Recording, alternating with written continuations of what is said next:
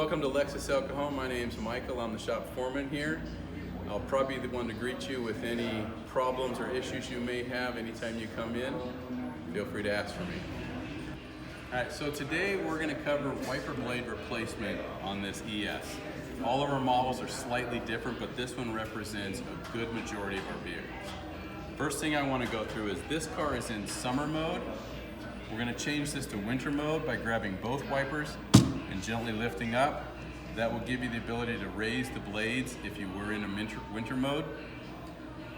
Once there's a little clip on a bayonet mount right here.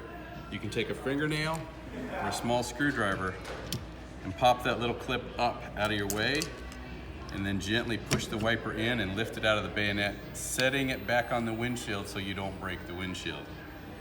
Then when you look at it, there's a large end and a small end. This being the larger end, that's where it comes out. You just simply grab it, pull that wiper blade out, and you're going to change the rubber insert, but not the steel blades.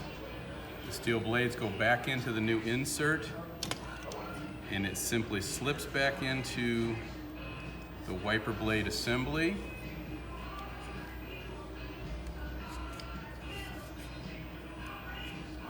Snapping the large end in so that it's solid.